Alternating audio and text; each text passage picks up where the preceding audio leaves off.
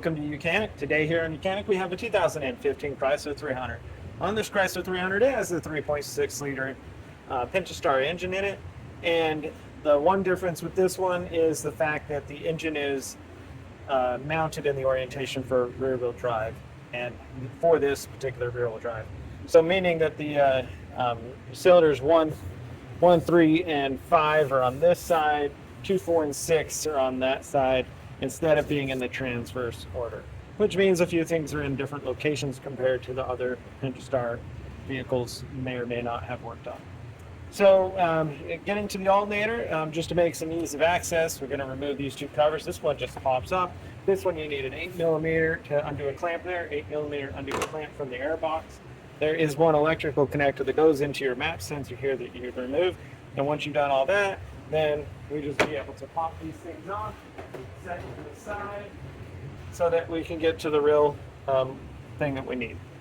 So our alternator is located right down here. We need to get this belt off. So using a 3/8 drive ratchet, or they do make a special tool for tensioners, but it's just a 3/8 drive on it. So we just need to release the tension, be able to pull the belt off like that pulley. We can leave it around the rest of them, and now we can proceed to be able to remove the alternator itself. We have one electrical connector on the back, and we have an electric line that comes down in here. Has a little cover piece there. We pop that off. That's a 13mm on the back there. There's an electrical connector with the red clamp or clip on it that we need to push backwards to be able to unlock, and then we can press that. So the little red locking clip, we'll pull that backward, and now we can depress the button to be able to get this to unclip.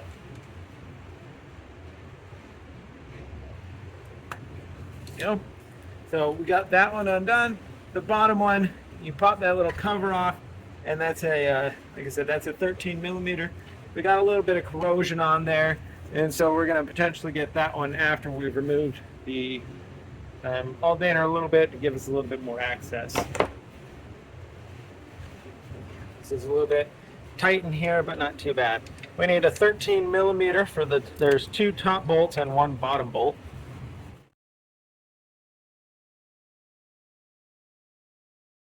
And so with the way that this is mounted in here, as long as you got the bottom splash shield removed, it looks like we should have enough space to drop it completely out the bottom with no real problem.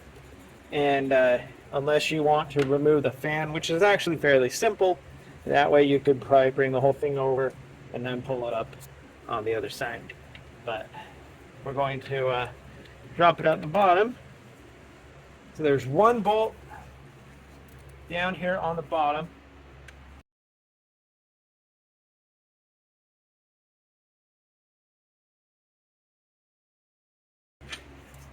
All right, our 1 size 13 on the bottom, and then the 2 13s on the top.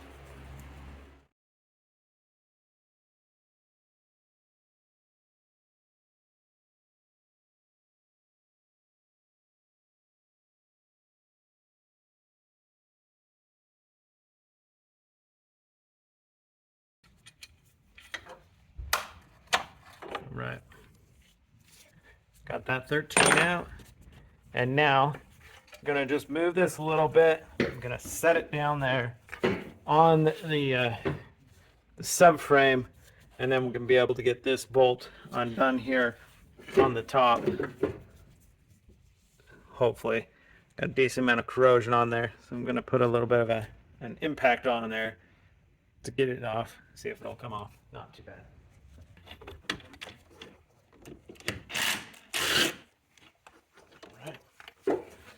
That wasn't too bad.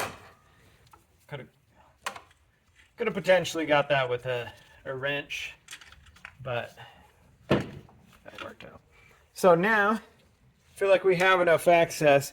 We'll be able to drop it out down through the bottom. And so I'm going to go down and see if it'll slide on down there. If not, I do kind of feel we get a little bit more if we took off the tensioner, but I don't think we're going to continue to do that.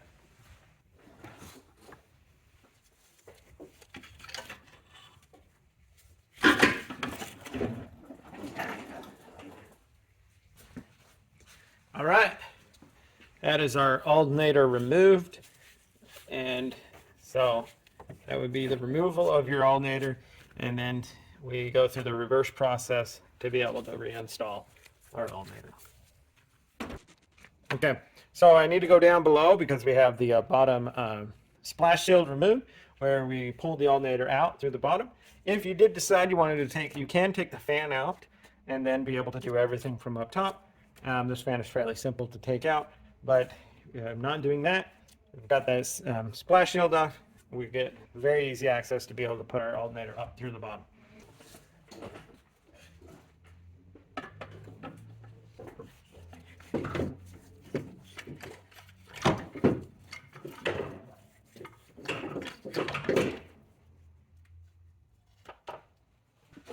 All right, I have an alternator sitting up through here. Going to put the electric connector on, which is our power one, just because it's going to be a little bit easier to put it on right here. 13 millimeter nut on there.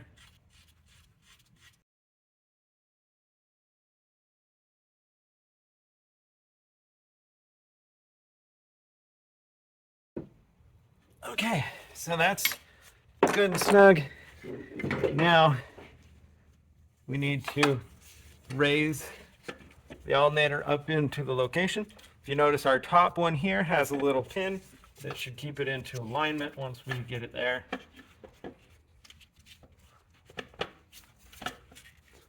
And make sure we don't smash anything in between there, being the other connector that we need to connect. All right, I think we're pretty good in line there. Get our 13 in there. Start it in to hold our alternator in place. We got one in. I like to make sure I start all of them before I tighten any of them down, just to make sure that it's not off when we try to get them in there, and then we got to loosen everything again. All right, we're doing good there. Get the last one, the one that goes on the bottom. Okay, reach it down here. And you could, if you wanted, you could do really all of this from the bottom too, reaching up in there. We do have enough space to do this. Right. Okey-dokey. So now, just tighten up our size 13 millimeters.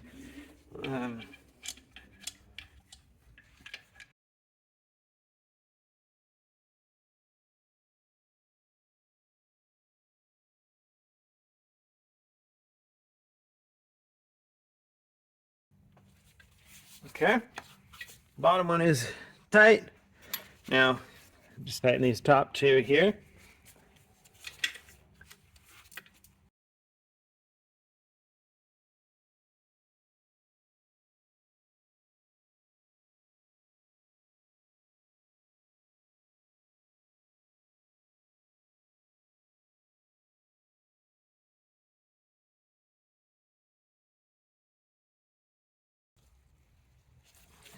Okay, we've got all three of the bolts tightened up. We do want to make sure that we reconnect this electrical connector over here, which is the very important one that actually tells your alternator when to kick on through the voltage meter. And then we have this cover to cover the live power one. Okay, we got all that. And the last is just being able to put your belt back on, you know, loosening the tension here, and then wrapping our belt around and setting the tension back. So I'm going to get it around the crankshaft pulley first, because that's the largest one. It has the most wrap around, and also the ribs. Get it up in that big old groove of the ribs there, and then we can go around the tensioner side here, get around the alternator around the idler top up here, and then make sure we work it around this one.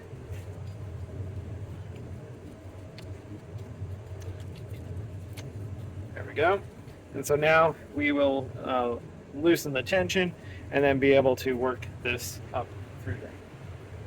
Using a 3/8 drive ratchet is what we're using to relieve the tension off there. They do make specific wrench, or it's a bar with a 3/8 size square head on it. So if you got a ratchet or even a breaker bar, you can just use that. So now we release the tension and then be able to get our belt to go up in there and wrap around there.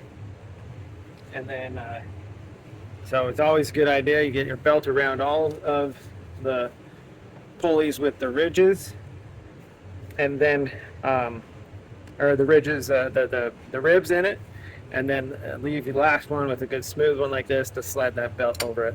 And that's how it works. And we still have tension on our belt here, so that's, or the tensioner still has some space to tension, as the belt will stretch a little bit more over time. And so that would be how you would replace your alternator on your 2015 Chrysler 300 with the 3.6 liter Pentastar motor. Thanks for watching, mechanic, where you can be the mechanic.